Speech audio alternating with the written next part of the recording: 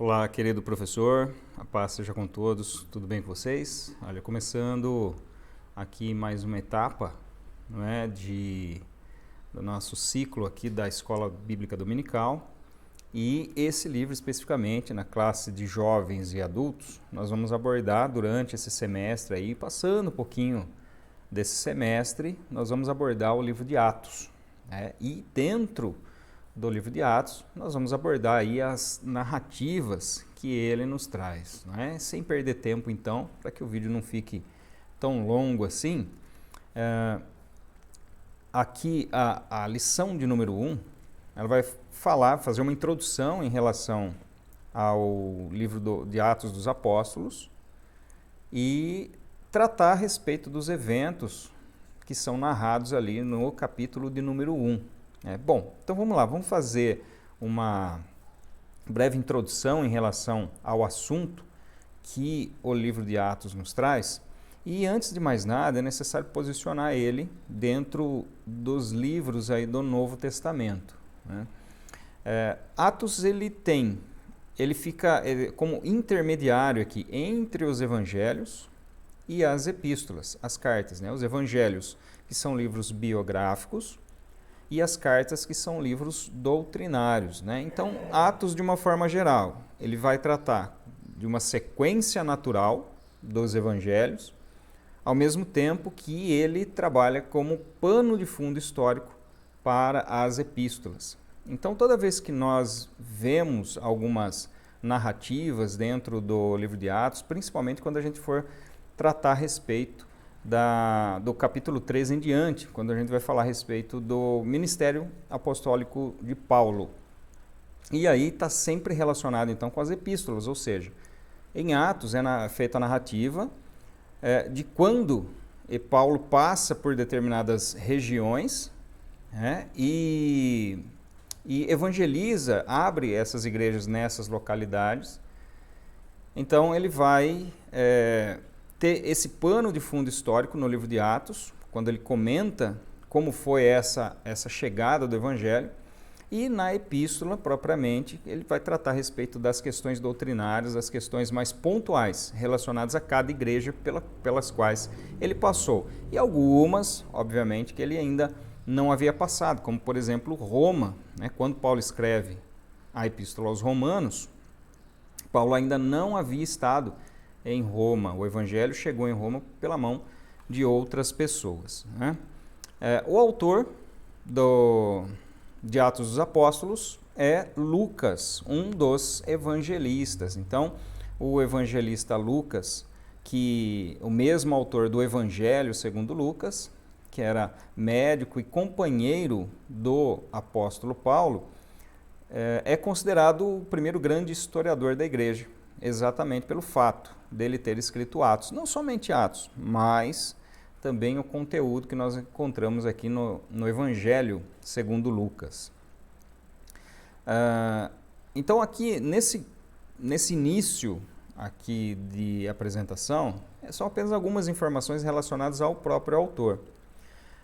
E de uma forma mais ampla, nós vemos aqui que o livro de Atos nada mais é do que uma continuação dos atos de Jesus. Então, a Jesus é o autor e consumador da nossa fé.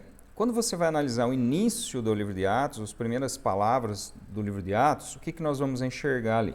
Nós vamos enxergar Lucas dizendo que esse seria um segundo tratado. Então, ele escreveu o primeiro tratado, que é o Evangelho de Lucas, para falar daquilo que Jesus começou a fazer. Então, a partir daqui, ele dá continuidade nos atos de Jesus, embora ele fale a respeito da ascensão de Jesus, e mais especificamente da descida do Espírito Santo. Ainda dentro de um contexto mais geral do livro de Atos, bom, essa parte aqui, ó, isso aqui vocês apagam, né? A página aqui está errada. Na verdade, o número da página é outro, né? Que eu vou pegar aqui.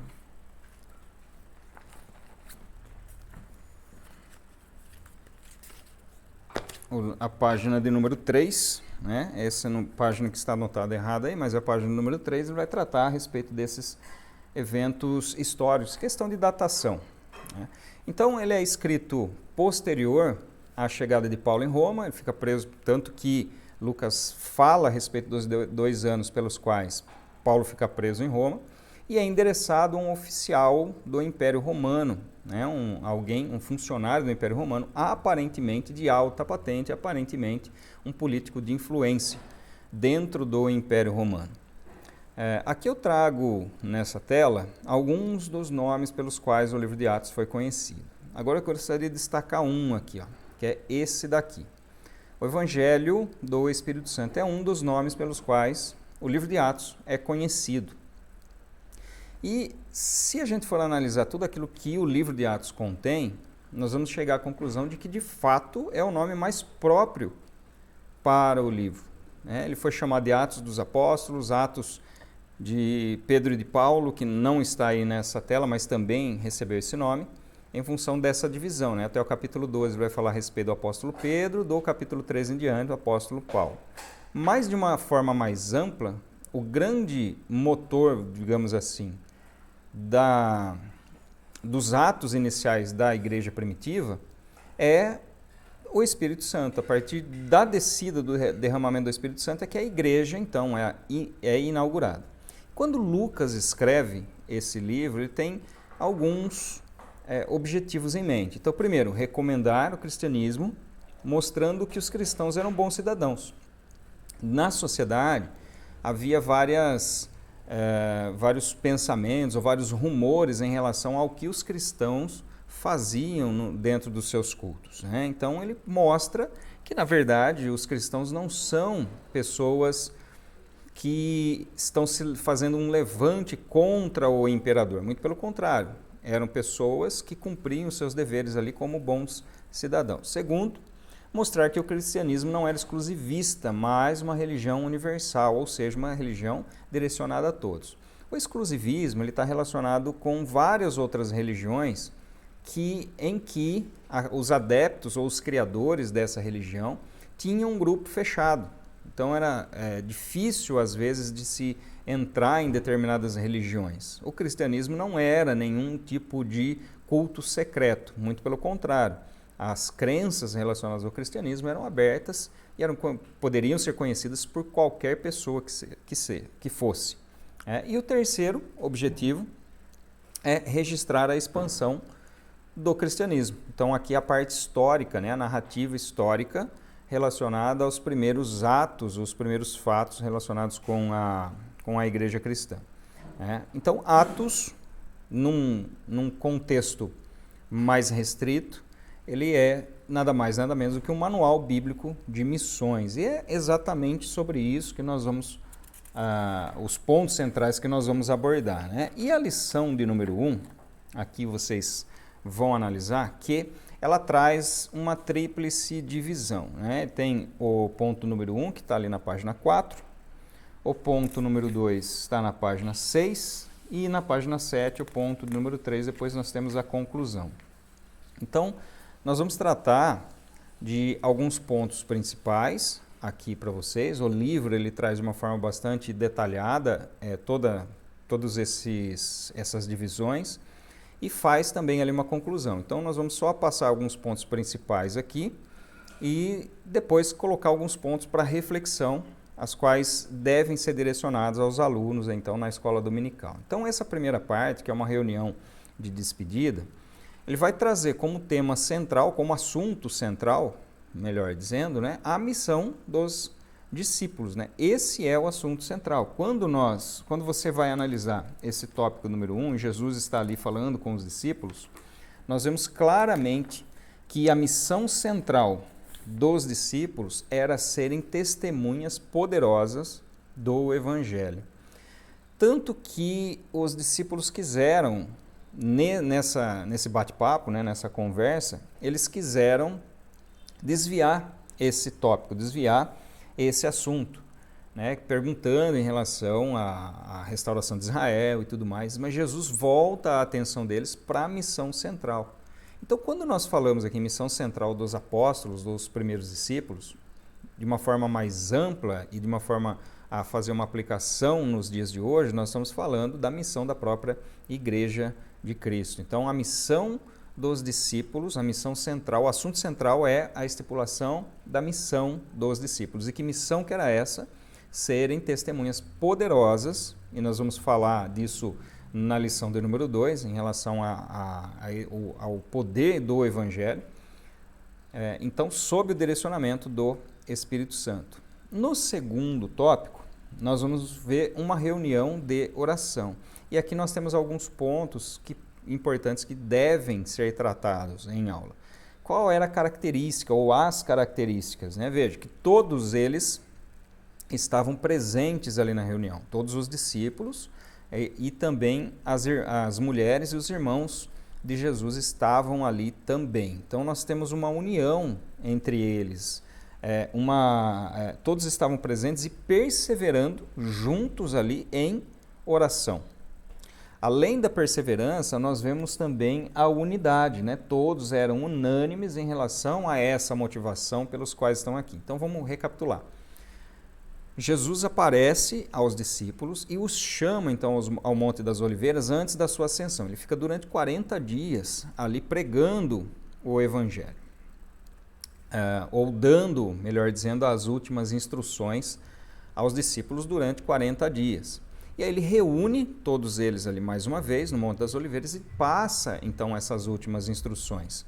E quando os discípulos veem Jesus ascendendo aos céus, sob a promessa de que eles permanecessem em Jerusalém para que recebessem do alto o poder que seria derramado sobre eles, ou o Espírito Santo sobre eles, eles vão para a casa ali, para o cenáculo, e perseveram ali em oração, que é o local que posteriormente então desceria ali o Espírito Santo. Então, voltando para cá, nesse momento, ali passou-se um período de tempo de aproximadamente 10 dias, aí, porque nós temos 40 dias que Jesus ficou pregando após a sua ressurreição, e mais 10 dias desse momento da sua ascensão até a descida do Espírito Santo, completando 50 dias a partir da Páscoa, que eram 50 dias, então, a partir da Páscoa, que dava exatamente nessa data do Pentecostes, ou festa do Pentecostes. Então, perseverando, unânimes e em união. Então, esses 3 pontos que devem ser tratados aí nesse tópico, a união, a perseverança e a unidade dos discípulos de Cristo. E no terceiro tópico nós vemos aqui uma reunião de trabalho, assim é colocado. Aqui nós já não vemos mais aquele grupo reduzido de pessoas, nós vemos 120 pessoas aproximadamente. É quando eles fazem a escolha de Matias. Então, olha só, quando nós analisamos a escolha de Matias, quem é que o escolheu para ser um dos 12? Então, alguém pode dizer assim, quem escolheu foram os discípulos, foram as pessoas que estavam ali presentes. Assim como, se você for analisar a escolha dos 7 diáconos, mais adiante, alguém pode dizer, foi a igreja quem escolheu. E, na verdade, quando nós vemos o contexto aqui, vemos que o próprio Deus, por meio do direcionamento dado pelo Espírito Santo, embora não houvesse ainda aqui o seu derramamento, mas Deus estava direcionando todos os atos, todas as escolhas. Eles sempre buscavam em Deus. Então, no verso 24 do capítulo 1, nós vamos ver exatamente isso. Ele dizendo assim, e orando, disseram, Tu, Senhor, que conheces o coração de todos, revela-nos qual dos 2 escolheste, para preencher a vaga neste ministério e apostolado, do qual Judas se desviou indo para o seu próprio lugar. Então, aqui o que nós vemos? Que Deus direcionou. Então, Matias é um apóstolo escolhido por homens? Não, inicialmente é alguém escolhido pelo próprio Deus. E no final aqui, para encerrar, nos versículos 21 e 22, nós vemos exatamente qual é a missão que eles tinham em mente.